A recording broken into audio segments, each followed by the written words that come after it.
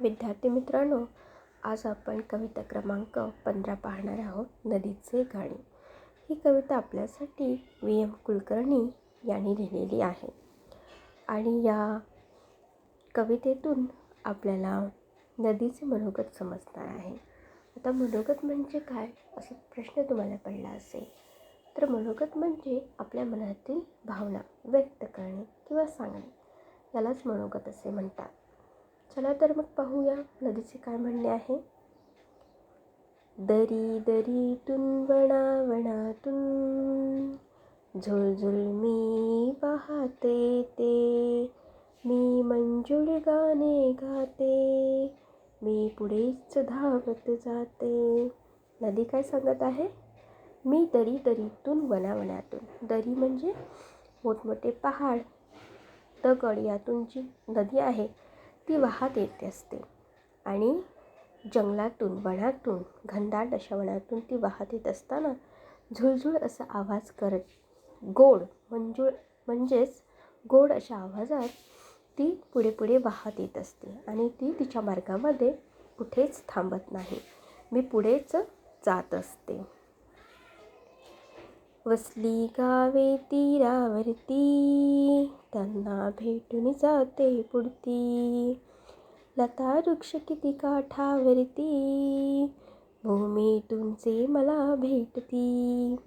पुढे नदी काय सांगते आहे?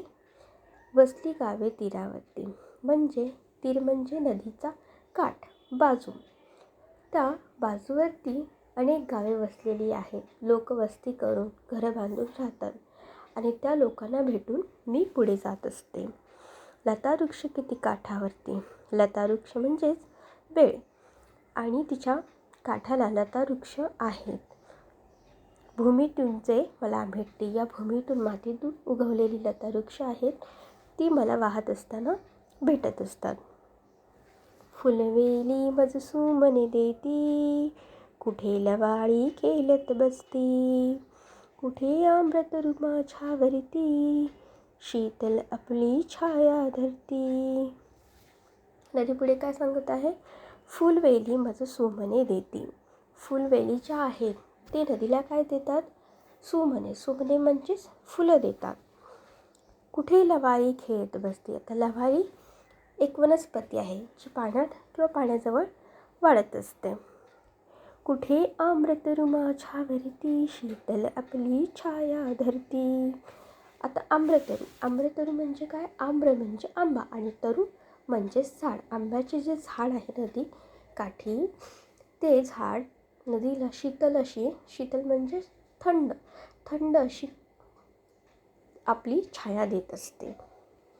पिऊन पाणी पक्षी जाती, घडण भरून कोणी जल नेती, गुरे वासरे जवली येती, कुठे मुले खेळती लाटावरती. आणि नदीचं पाणी पिऊन कोण जातात? तर पक्षी जातात. घड भरून लोक पाणी नेतात. घड म्हणजे मातीचं एक भांडं, मडकं. आणि गुरेज वासरे जी आहेत ती नदीजवळ येतात. कशासाठी? तर पाणी पिण्यासाठी. आणि मुले जी आहेत ती नदीकाठी नदीच्या मध्ये जाऊन खेळत असतात लाटांवरती. तुम्ही सगळं काही चित्रामध्ये पाहू शकता. मी कोणाची मी सर्वांची, बांधून मज नेणाऱ्यांची, जेथे जाईन तेथे फुलवीन बाग मनोहर आनंदाची. पुढे नदी काय सांगते? तर मी कोणाची आहे? तर मी सर्वांची आहे. मला जे बांधून येतील मी त्यांचीही आहे. मी जेथे पण जाईन तिथे मी काय करणार आहे? बाग मनोहर आनंदाची फुलवणार आहे. मनोहर म्हणजेच सुंदर, सुंदर अशी बाग माझ्या असण्याने सगळीकडे काय होणार आहे? आनंदच आनंद होणार आहे. आय होप की तुम्हाला नदीचे गाणे ही कविता नदीच्या मनोगतामधून व्यवस्थितरित्या समजलेली आहे.